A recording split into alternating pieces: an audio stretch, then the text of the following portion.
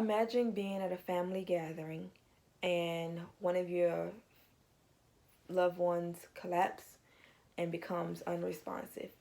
What would you do? What would be the next step? Would you know how to perform CPR until emergency responders arrive on the scene? Or what would you do? It's important for everyone to have the knowledge of being able to perform CPR whether they are in the medical field or not. A cardiac emergency can take place anywhere at any time and can happen to anyone, so it's best to be prepared. In order for me to actually start schooling, I had to be CPR certified. In order for me to continue working, I have to maintain my CPR license. So, CPR is pretty much cardiopulmonary resuscitation. And today I'm going to show you how to properly perform CPR and also when to do it and the importance of being CPR certified. So the first step, in the event that you have a victim who falls unresponsive, then you should make sure that their surroundings are safe. Make sure they're in a safe surrounding. Make sure they are lying flat on a flat surface. If they happen to collapse in the road or on the street somewhere, make sure there's no oncoming traffic. If they're in a grocery store or somewhere in a public place, a mall, make sure there aren't a big crowd around. Make sure the crowd are standing from afar. Next, it's vital to be able to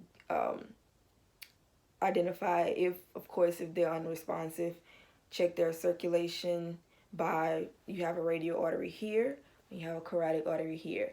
For me, it's easier to feel for the radial artery, which runs alongside your wrist. Also, another way would be putting your finger under their nose to see or feel if they're breathing.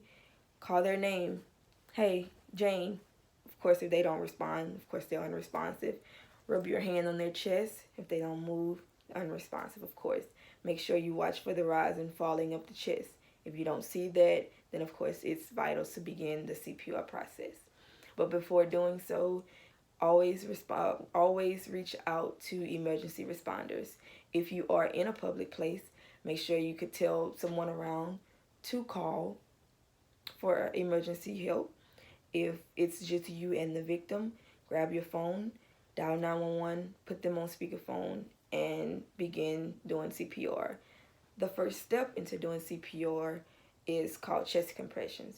You will take your hands and you will interlock your fingers and place them on the victim's chest, in the center of their chest, and you will push down as so to approximately 2 inches. You will do this 30 times and making sure that your arms are straight. So it'll be 1, 2, 3, 4, 5, 6, 7, 8, 9, 10, 11, 12, 13, 14, 15, 16, 17, 18, 19, 20, 21, 22, 23, 24, 25, 26, 27, 28, 29, 30. It's always best to make sure that you are counting out loud so that you don't lose count and you don't lose focus. The next step after doing your 30 compressions will be airway. Make sure that you tilt their head back. Make sure you look in their mouths to see if there's not anything obstructing them to be able to breathe on their own. You will pinch their nose. It's always important to pinch their nose because you don't want to breathe air into them and it comes out their nose. Pinch their nose and breathe 2 full breaths. So it'll be 1, 2, and then you back to your compressions.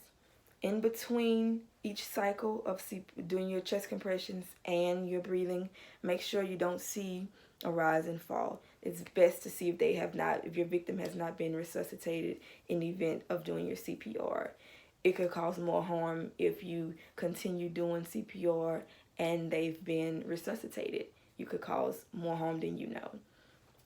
Again, a way to check, calling their name, checking for a pulse here or here, rubbing the chest there, and again, like I said, watching for the rise and the fall of the chest. And today I hope that I've said something, and I hope that you learned something from this.